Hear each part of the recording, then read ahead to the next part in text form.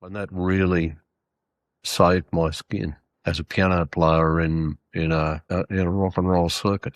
Gee, they can strip the paint off the ceiling if in the hands of somebody who doesn't. A Fender Rhodes, which I destroyed really, trying to turn it into a saloon piano by putting thumbtacks in the hammers.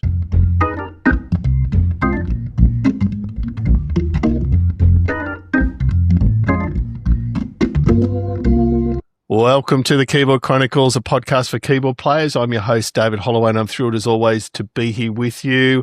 Great to have you on board as always, Paul, as well. Great to see you. Great to see you, and I'm super excited for our guest. Yeah, look, Don Walker is an icon. In an Australian context, he literally deserves that title. And as you'll hear during the interview, we cover Don's work, his amazing new album, Love Songs, which I can't recommend highly enough. I bought it on vinyl. It's a great album. And so we talk about that. We talk about his work with seminal Australian band Cold Chisel, his other collaborations, and a whole bunch more. So highly recommended. For those unaware of Don's work, definitely have a listen. You're in for a treat. And do stay about after the show, and we'll give a little bit more context on Don and his career as well. So I'll let you jump in and enjoy the show. Don, it's an absolute pleasure to have you on the show, sir. How are you doing this fine afternoon? Pretty good, thanks. It's freezing where I am, and I'm keeping indoors and keeping away from it. Yeah, no, sensible move. And so I'm really keen, obviously, to talk about primarily your amazing album that was just released in the past few days, Love Songs. So I'm really pleased. You know, it's something that I've definitely listened to a few times on vinyl and also online. So I've definitely listened to it a half dozen times. An incredible album. But I thought we'd kick off with what was your overall approach to the album? And I'm not necessarily talking about theme. I know you've been quoted before as saying you don't tend to do themes as such. You know, if something comes together organically, you end up with a body of work that has its own sort of internal momentum. Just tell us about what was the catalyst for you deciding, okay, I've got another album here. Well, I had a few songs already recorded, and they seemed to be love songs. So, and I thought if I can go back and find a few more that fit into the same category, there's, you know, in history that have been either underused or unreleased, I could have a good album here, and it's an opportunity to, you know, to record and showcase some songs that I believed in that never really got a showing. The album's got a really great light and shade to it. So Let's All Get Together, which is the lead single, got that sort of that Latin, the brass stabs and the guerra. But then a lot of the songs are quite introspective and almost melancholy. What drives the songwriting process for you? Do these songs just come out, or are there particular things you're thinking of when you're writing? It varies in the writing. It varies a lot.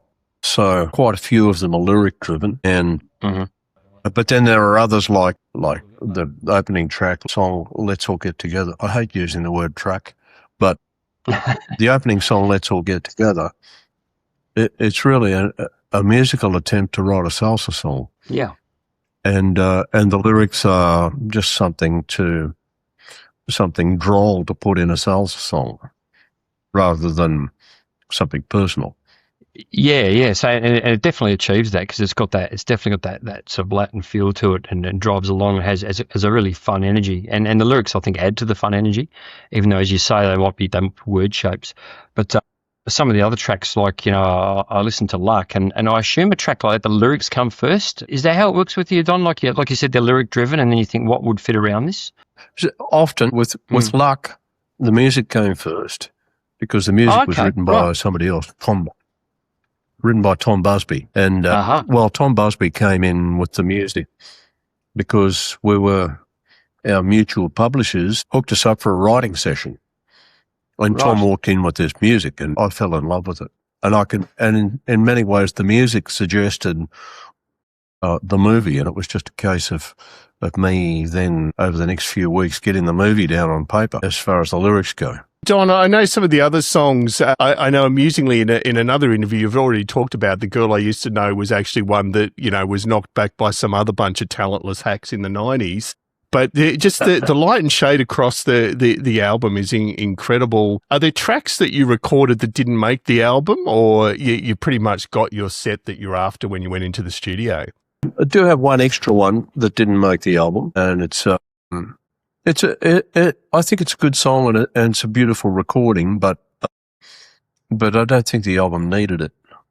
The album was complete without it, so it's off on the shelf somewhere. I'd love to hear your thoughts on the story behind the closing track, Owen. So yeah, there's the line, I got my Darwin story straight, I got my Darwin name. What gave rise to that song? As I used to explain when I was back in, we were doing it live back in 2018. It came out of a conversation with Jeff Lang on the phone one day, which I sometimes have because, you know, he's a rewarding person to talk to. And we were talking about songs that are, or towns that if you're on the run from something, or if you just want to escape some mess, either financial or otherwise, or personal, and you start running, there are towns that have like a high proportion of people who've done that, and North Queensland is good for this, and so Cairns, Darwin, these kind of places. So that sparked the idea in my mind of this song and the punchline. I've got my Darwin story straight, got my Darwin name, both of which are false. Love it. And I mean, across the whole album, Don, I'm fascinated. Some of the songs have a beautiful, intimate piano sound, and this is obviously because we are a show for keyboard players. I mean, it feels like some of them are you sitting in a small room on an upright piano. Just tell us about your approach to the actual recording and the piano or pianos that you use for the album. My favourite piano is a piano I bought 10 years ago. It's an upright. It's an old upright. And I bought it for $700 from Hillsongs because it was sitting gathering dust in one corner of Studio 301 in Alexandria, as it was then. And we were doing a Cold Chisel album, and I dragged it in out of the corner and said, put some mics up on this, and, you know, because they already had an upright there, and they had this huge, you know, concert grand and the whole thing. But this thing immediately sounded like, you know, Shootout at the OK Saloon. It's like a saloon piano.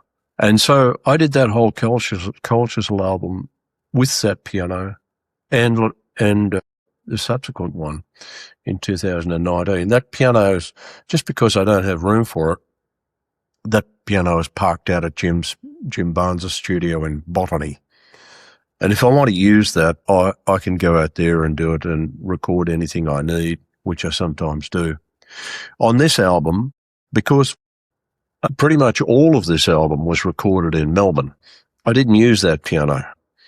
I did most of the recording on this album at a studio in Preston called Head Gap, which then burned down after we had all the tracks laid down. Fortunately, the files were saved, and that piano that they had there was just a standard studio, you know, superb concert grand of some kind. There was a couple of later overdubs I did in Jim Magini's studio, Oceanic, up in Brookvale, and he's got a fantastic set of keyboards up there. In particular, he's got a couple of fantastic uprights. He's got a superb concert grand and a great organ. So I did some organ overdubs up there too. And Don, Could You Still Be Here song, I mean, it screams, it's such a beautiful song, and it feels like you're sitting at an upright there. And I know you originally did record it, I think you said at home on a DAT, according to the liner notes. So is that piano, or that's a different one again? No, that's the piano I've had since, with my first publishing check back in 1979, 1980. That one. Can you see that? Wow. Oh, wow. Okay. Yeah. Well, that's no upright. No. It's a Kawai. It's a Kawai baby grand. Very small Kawai. Yeah. It's not studio level, but it's a lot better than most people have at home. Yeah. And that's been through, a dozen places that I lived and a couple of places that I didn't live. And around the turn of the century, I was living in Elizabeth Bay, in East Sydney, in a big house, and that piano was in the basement, which was my work area. But it wasn't really the basement; it was street level, and it had about an acre of beautiful parquetry floor. So the sound of the room was amazing, and I did a lot of recording there, just into a DAT machine, just playing the piano. Both songs like "Could You Still Be Here," which are completed songs, and I was just doing a piano demo. And other things, I used to go downstairs and just write little piano pieces, most of which have never been heard. But the last couple of albums, I started, just putting one of those piano demos on the album, because it makes a nice contrast with studio recordings. Do you think we'll get a chance to hear some more of those little unheard piano demos in future work, Don? I think so. I'm sort of putting out an album of those. There's enough to do that. Hopefully I haven't already plundered them too much, but I think there'd be enough there that I could do that. Yeah, that'll be something to look forward to for all of us listeners, I think. Talking about the piano the pianos that you've used, I believe you're touring the album coming up in October. Do you have an understanding of what sort of setup you'll have for that? Will it be hiring digital pianos, or is there particular things you're going to take with you, or what's your feeling on what that would look like? I have, back in about 15 years ago now, I bought a pair of Nord, piano keyboards. Yep. Which at that stage were particularly good. I bought two of them so that I would have backup on Cold Chisel tours. And one of them I've since given away to somebody that I really owed a lot. So I've got this Nord. I love it. And that's what I use for my solo tours. Yep. It's fantastic to play, and it's got this great crunchy piano sound. I know that, I put a lot of people onto Nords through using it in that. And, but then somebody quite close to me went and bought a Nord much more recently on the strength of that. And it just didn't have, it had been somehow cleaned up and homogenized, so it didn't have the power or the crunchiness. Gosh. So he went and bought something else. And the other thing is that they never gave me a sponsorship. So there you go. Yeah. And I'll tell you what, Don, with the price of Nords, you nearly need a sponsorship, particularly if you're using it all the time. But the one I've got's very good. Yeah, nice. They are great beasts. And Don, we're going to take a little bit of a go back to the early days. I know, I'm talking about more your musical upbringing. So I know in a previous interview you've cited some key early influences or things that you were listening to, from ranging from Chopin to Winifred Atwell, and that's a name I haven't heard in a long while. So not many people can cite those dual influences. So I'm just interested in your musical upbringing, your love for the piano, and also your first piano teacher, Dot Morris. Just what sort of influence that had on your career going forward? Well, Dot Morris taught myself and my brother to play the piano, and also she taught us about musical theory. Yeah, so we, for quite a while, for a good many years, we just used to, our mother bought a little parlour piano for the farmhouse, and my brother and I used to go down every Saturday morning and learn the piano with Dot Morris, who lived on a nearby farm. And she spotted us pretty early as that she wasn't going to keep us interested if she was just teaching us classical. So she got us she tried teaching us, some Winifred Atwell and some Fats Waller and stuff like that. And on the organ side, Don, I know you've also said that, you were sort of probably influenced a little bit by Steve Winwood and Ray Manzarek, two, iconic players. Developing your style as an organ player, what was sort of the process of that for you, which is obviously very different to piano? Yeah, well, in that era, playing in bands in a regional town, which for years and years, viable on-stage rock and roll piano just wasn't available. And so, and everybody played organs. In the coastal bands I was in, the keyboard players used to play Farfisas, which is that's a whole different instrument. Extremely powerful if you got somebody who knows what they're doing with it. But, they can strip the paint off the ceiling in the hands of somebody who doesn't. I loved them myself, but I could never afford to have one. When I was in high school and university, I had a series of cheaper, cheesier keyboard organs. And then when I went to Adelaide, for a little while I had a Fender Rhodes, which I destroyed really, trying to turn it into a saloon piano by putting thumbtacks in the hammers, and it just broke all the tines. and then along came when Cold Chisel formed, and I managed to get my hands on a Lawrence Audio, which was a piano that they used with strings and hammers, 4-stage work that they used to make in Ireland. But the company had gone broke, so anybody who had a Lawrence Audio was basically keeping them together with fencing wire and sticky tape. I had one like that. When Split Ends came through Adelaide, Cold Chisel supported them, and Eddie Rayner had a Lawrence Audio in much better condition than mine. That was his stage piano. And, he very kindly gave me a few tips on how to keep them together.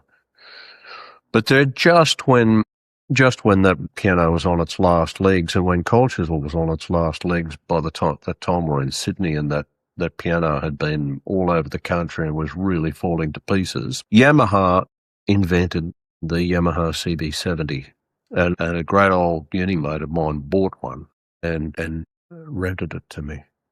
And that really saved my skin as a piano player in a rock and roll circuit. Yeah, and we'd love to talk to you a little bit about that time, which was so impactful on so many of us in this country. And I'll just at this point say to all our listeners and viewers, Don's talking about Cold Chisel, who are a band that are not necessarily well known outside of Australia, but it is impossible to overstate the impact this band had on many Australians of our generation as they came through. But before we get to that, Don, I just want to try and understand, like you had a serious, real day job. You were an honours physics student, and you were working in Adelaide as part of, I think, the defence organisation here. And I think I've got a theory the keyboard player is always the smartest guy in the band, and I think that's got to have been true in the case of Cold Chisel. But did you always know that you were going to do something with music, or was it just something that became big? Or how did you go from having a super serious real job to being a super serious musician? Well, there's a lot of different ways of being smart. And I can tell you, I've been in university and I've been out of university, and the smartest people are not in universities. So just to qualify what you said, yes, it was, I mean, there was a stage there where for a couple of years I was working out at weapons research establishment north of Adelaide, which is a scientific research establishment that's plugged into similar scientific research establishments in America and the UK. And I was doing that during the day. They were using me as a doing, I guess, flight engineering or airflow engineering, which is something. It's like a subset of physics that you can do theoretically. Mostly, I was just zombified because a substantial number of nights of the week I was out playing with Cold Chisel in nightclubs. So I wasn't at full alert through the day often. I mean, obviously you've mentioned on Cold Chisel, and your piano playing in Cold Chisel was such an important melodic counterweight in the band. In those early days, how did you negotiate, or maybe it was negotiation's not the right word, getting the right sonic space when you've got such, a high energy guitar driven band and you playing an important role as a keyboard player? What was the sort of negotiation of sonic space so that you all fitted in there well together? Well, I think we're all fans of three-piece power trios. If you've got a good enough guitar player and a good enough rhythm section, power trio is the ultimate freedom, dynamics from a whisper to a roar, from Hendrix and Zeppelin, and all of our favorite bands in that era were essentially one guitar, but one very good guitar, and bass and drums. And we had that ammunition. If to add a rhythm guitar would have just gummed things up, although we entertained it from time to time. But a piano can fit in there in the space without spoiling the power trio dynamic with Ian and Phil and Steve. That's the way it kind of fitted together, like a power trio, but with a piano in there to batten things down, I guess. Yeah, batten things down. Love that. Yeah. And so, I mean, Don, you've been interviewed to death about some of the iconic songs you wrote and received deserved praise from. But I want to do something a little bit different in that I've tried to find 4 deeper cuts across Cold Chisel's catalogue that I know you play a central role in, either through your composition or your playing, or both. And so I'm just interested in your thoughts on each of these songs, what memories they bring up for you, and just your approach as a player. And the first one being "Home and Broken Hearted" from the first album. Well, like a number of songs on the first album, it was written long before we recorded it, because we toured for a long time before we had the opportunity to record. "Home and Broken Hearted" was written back when we were trying to find our direction, and it was an attempt to come up with a chordal guitar riff. I guess it's like an Adelaide version of a Chuck Berry song.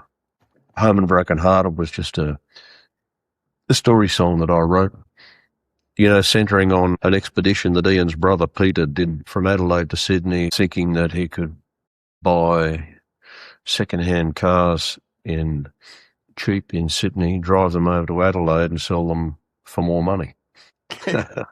Love it. And the piano playing in that song, early 80s Australia rock song. There's some quite nice jazz inflected voicings in the piano and the chord progressions. Do you recall I know you wouldn't have been trying to be fancy, but just obviously some of that education you got came to the fore fairly early on? Well, I was never, while all the piano players that I love are jazz players, I can't play jazz. I was never that clever. Yeah. The way that I play piano is a kind of a melange of people that I love and what they do that I can do with my limited facility. And also there's a long process of simplifying what I do, because in a rock band, it's a never-ending battle to get the most power out of doing the least, both with guitar and piano. So if you had somebody, that's the story. Try to figure that out. And if you want to come in with some nice chord progressions, you have to figure out how to do those chord progressions in a way that's not just going to gum everything up with too much. If you've got a complicated chord, you have to figure out a way of doing that chord with 3 notes. And if you 3 notes spaced, and if you try and do anything that would work in a cocktail lounge, it's just going to be horrible through a PA system in a pub. It's not going to work with any power. So. No, very well put. And that's probably a great segue, Don, to the second of the 4 songs, which is Letter to Alan, because that is a perfect example of, in rock piano work, that you're using it as much as a rhythm instrument as a piano instrument. Just tell us about your recollections of recording and playing that live. It's quite a full-on song, that one. Yeah, this is all an exercise in getting momentum into the rhythm section, getting this unstoppable momentum, which we found after a few years that we could do if we managed things correctly. We'd get this lift off into this incredible momentum that was, irresistible for the crowds. And Letter to Alan is one of those songs. Merry-Go-Round was a pivotal song in that surge too for us. On a very different aspect, I'm going to Circus Animals again in 1982 with Hound Dog, which is more of, I'd argue, nearly a boogie-woogie left-hand sort of approach. And just what do you? It's something different again that you brought to the party. Yeah, Hound Dog, very sort of based around a 12-bar template, and having a big riff with a lot of momentum, and then really going into power chords for the choruses, which gives you a lot of dynamics. That's all. So, I mean, just amazing. We'll be linking to it in the show notes, folks, but just amazing song. And then the fourth one, Don, was from 20th Century, Janelle, because it's got both some beautiful piano and organ work, and it's a softer number. Just interested in your recollections of that one. Janelle was a song written quite at a time when we'd already decided to break up the band. We were doing the last recordings, and I wrote that song about my daughter Danielle, who was a baby at that stage, and she was a long way away. So it's quite a personal song. But I changed the name to Janelle and took it into the band. The band loved it straight away. It's very with the chords and melody and everything. It's like it's reminiscent of old 1930s American, writing and melodies.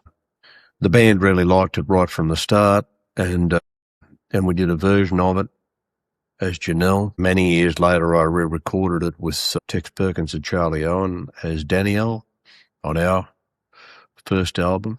Yeah, quite a personal song, but Cold Chisel fans know it as Janelle. Don, you mentioned before about the importance of understanding the sonic space that you're working in. So if you're trying to play complex chords, it's going to just jam everything up and it's going to sound like mud. When you said that example there where you said, look, you brought a song to the band and they liked it straight away, what's the process that you and your colleagues in the band went through to work out, or how do we arrange these songs? What's, piano here, guitar here, how did you have those discussions and collaboration to make the songs work so well? Well, I should say from what you just said, you can do complex chords, but you have to figure out a way of doing your complex chords with a minimum of notes.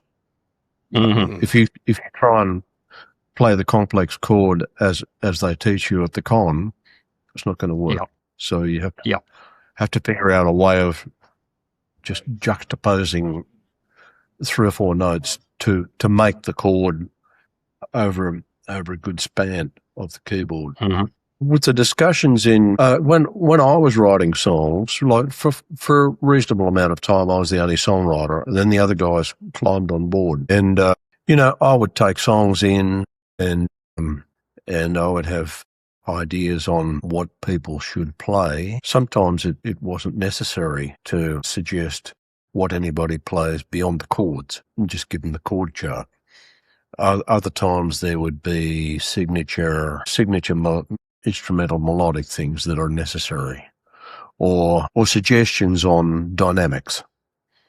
Like if we really take this down in this section and do this extremely minimally, but from the bottom end, that leaves us with all the headroom when we need it to go somewhere else. Just that kind of minimal stuff. I don't know. Yeah, great. They say that people that work together for a long time, they develop like a shorthand. And I would say within Cold Chisel, that's the case. I think anybody sitting in, when we're discussing a new song, will be sitting there going, what the hell's going on? It doesn't seem like they're saying much at all, but it seems to work. And that's because we kind of know each other's playing. We know where it's going. And in some ways, the songs are written around the way that those guys play. Anyway. Yeah, makes perfect sense. Don, is there a song or two that you're most proud of from that era? Am I going to go there? Nothing pops into my head. I mean, Janelle's pleased with that. Yeah. Saturday Night, I'm pleased with. Yeah. Mm-hmm. Flame Trees and Kaysan, of course. Well, I could run through the list. It's a big list.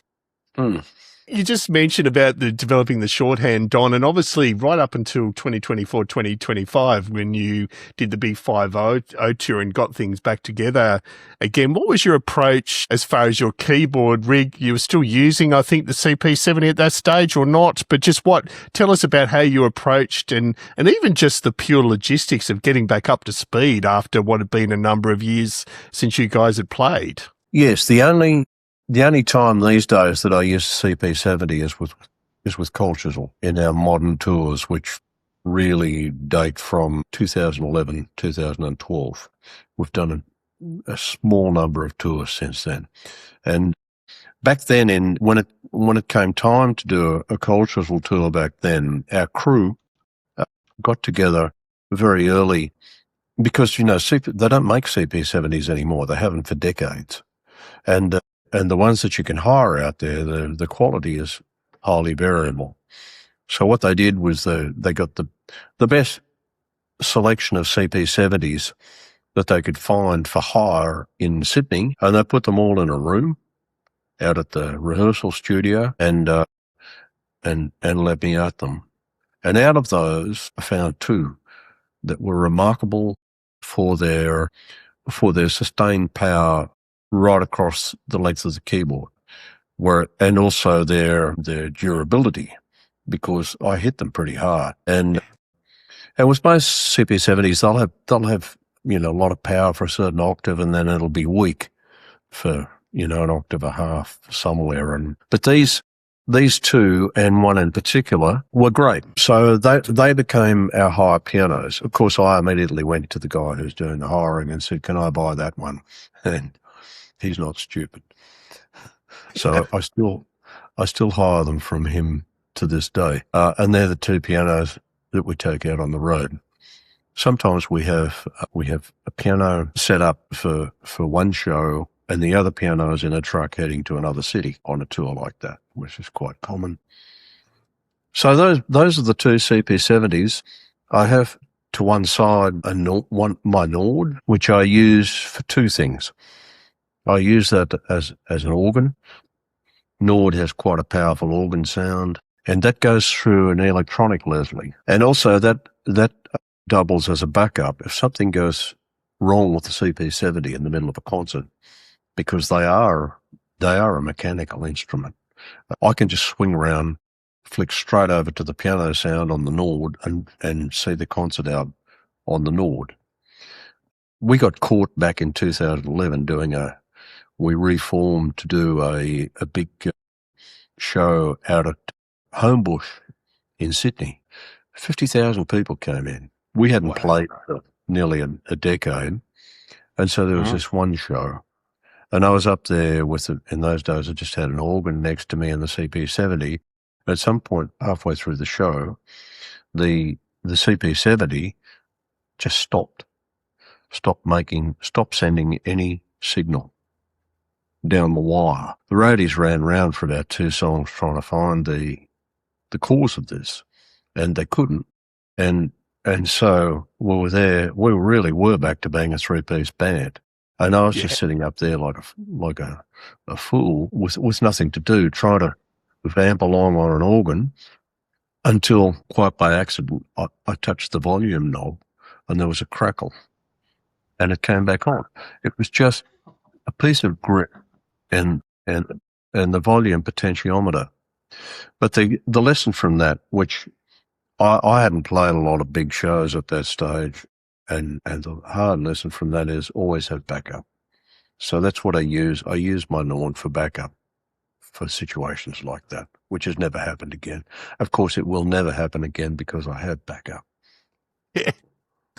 That's exactly right. That's how it works. And Don, back in the 80s and with Cold Chisel, what sort of organ were you playing? Like a hammer with real Leslie or something like that? In the late 70s, as Cold Chisel started to get popular, the big thing in those days were synthesizers and synthesizer bands, because it was new romantic and, in England, let's get Don a synthesizer and see if we can lever him into the modern world. And they got me an Oberheim, which was a very powerful synthesizer, bit like a Farfisa in that a lot of power, but also a lot of risk. And I fed that through. So I then fed that through a real Leslie and tried to make it sound as much like an organ as I could. Moving on from Cold Chisel, you've done some amazing collaborations, and there's probably not time to discuss them all, but would love to hear more about Tex, Don, and Charlie. Anything you can share with us about how that came together? And you produced some really, really successful work with that group too. I knew Charlie because he was playing when he came into Sydney very young, and he was playing with a great singer-songwriter, a friend of mine called Lewis Tillett. And so I knew him around the traps. And Tex, I didn't know Tex, but a record company person called Carmel Noonan, who knew both me and Tex, decided we might make a good combination with Charlie with James Cruikshank at that stage for a Triple J thing. I wasn't much involved in Triple J, so I didn't know what it was. But it was a case of we get together in my front room and see if we can come up with 3 songs. Tex wanted to bring Charlie in, and we found that strangely enough, something wonderful happened when the 3 of us were in a room just working on a song.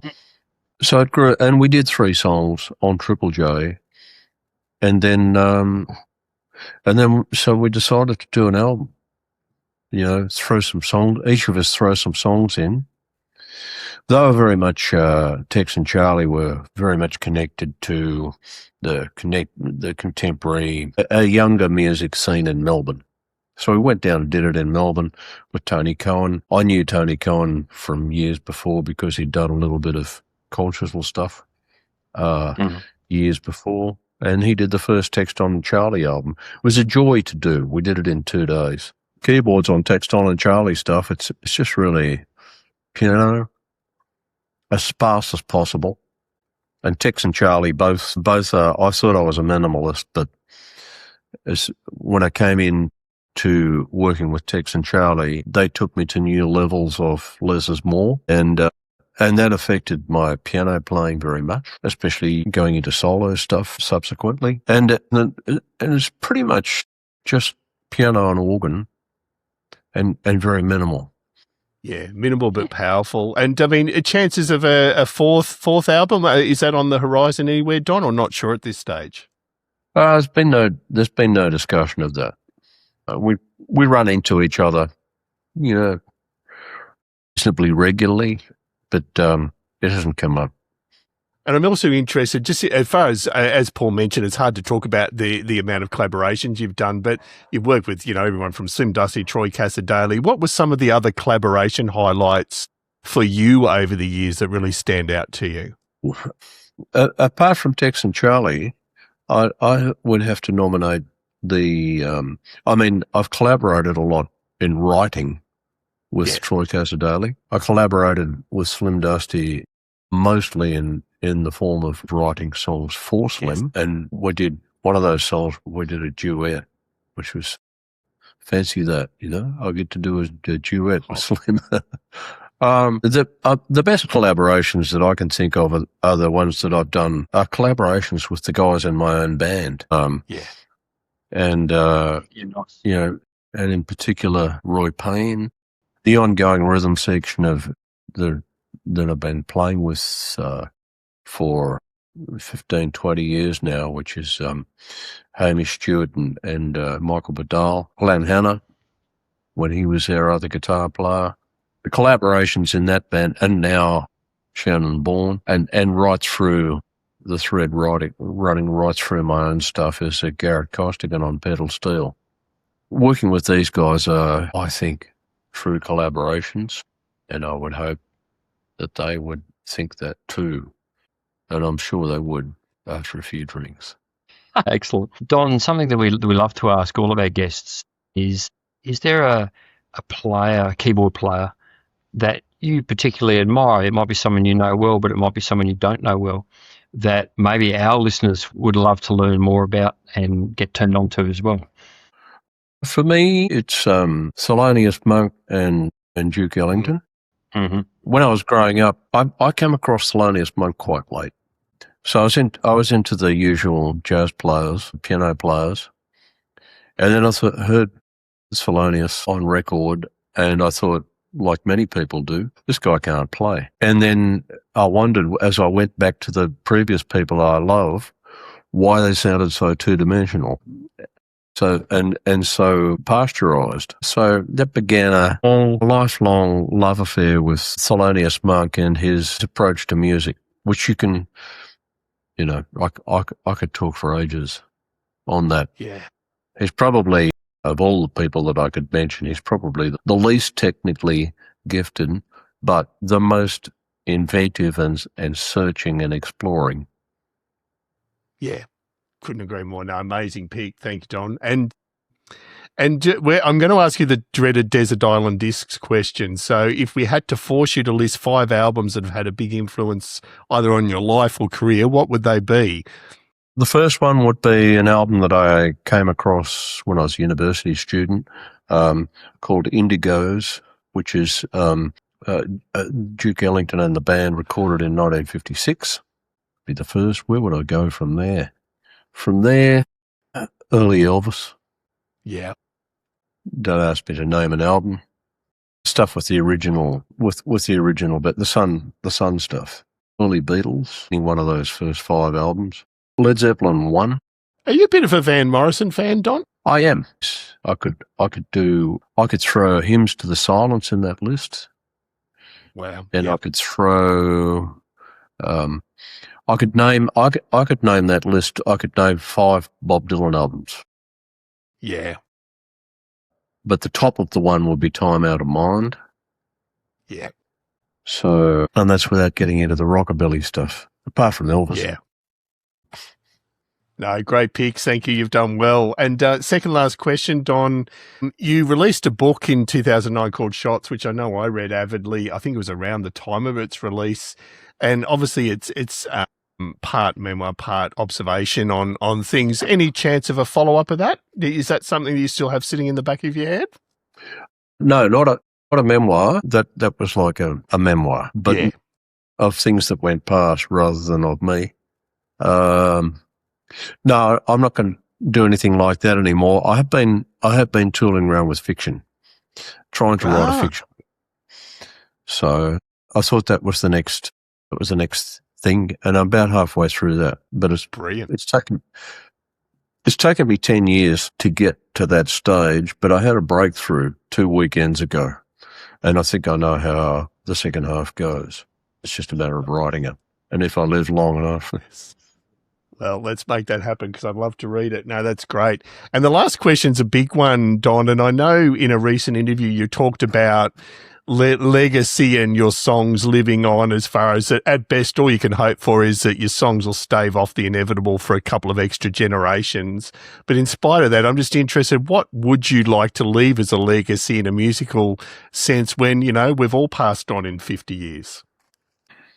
Well, it's try and think about it this way. How many songs from 100 years ago do we know? Not many. Yeah.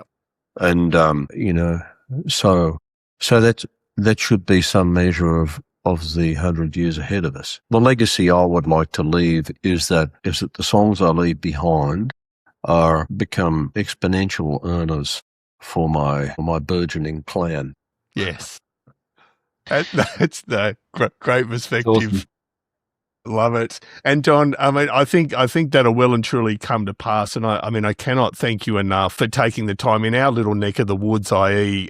us keyboard players in Australia and around the world, and particularly in Australia. You've played a pivotal role for us over the last 40 plus years, and we're looking forward to lots more to come. So it's been an absolute privilege to speak with you, and we really appreciate it. Thank you very much for having me on. I hope you enjoyed that chat with Don. Paul, you and I, as true-blooded Aussie keyboard players, we were talking after the show. It's hard to pick a player that would have more importance in the Australian music scene than Don Walker, particularly the rock and, well, to some extent, country music scene as well. Do you agree? Yeah, I couldn't agree more, David. And not just as an awesome keyboard player who.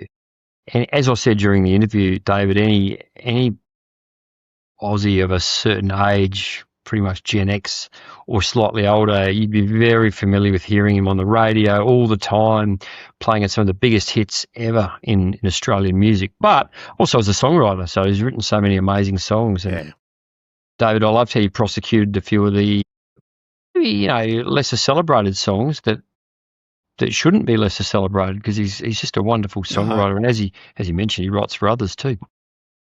Absolutely. And so for those unaware of the context, we took a purposeful approach with Don, because in an Australian context, there are these, what's more than a handful, Paul, but it's these iconic songs: K-San, Flame Trees, Choir Girl, Saturday Night, Don mentioned, Bow River, they just go on and on and on. We purposely tried to avoid going into that territory because it is so well trodden, and we sort of look for some deeper cuts, and Don was very generous with his time to do that. So we will post links, though, to some of those iconic songs, even if you're outside Australia or aren't aware of Cold Chisel. They were, and Don is, a master songwriter, and they just incredible songs. And obviously, I just can't recommend highly enough. So look, thank you. A huge thanks to Don for his time. He was struggling with a cold on top of everything else, so very generous with his time. We always appreciate you out there listening, and do keep in touch via all the socials or editor@keyboardchronicles.com. And then obviously a big shout out to our gold and silver supporters. So in no particular order, the lovely Troy Kinnett from John Mellencamp's band. Troy dropped me a line actually today saying they were 3 shows off the end and having a great tour. And Troy's just a stellar bloke, and I'm actually hoping to catch up with him again. Hopefully, I doubt we'll ever get Mellencamp back down under, but I'm hoping we get Troy back down under. Do check out Troy's website at troykinnett.com, and it's Troy with an E on the end, and then KINNETT.com. Mike and the team at Midnight Mastering, you're a legend, mate. We always appreciate your support. The beautiful Tammy Catcher from Tammy's Musical Stew. Thank you as always, Tammy. Even more beautiful, if that's at all possible, Dewi Evans from the sunny land of Wales. Hopefully you get a laugh out of that, Dewi. And then the brilliant Paul Heaton, the Dreamscapist. Do search out Paul's work on YouTube. He's released a bunch of new material just in the last month, I noticed, and I've had a listen to. It's just incredible. And last but not least, the team at the musicplayer.com forums. So again, thank you. I hope you enjoyed the interview with Don. I know our Aussie viewers and listeners will have in particular, but hopefully you all got something great out of it. And until next time, keep on playing.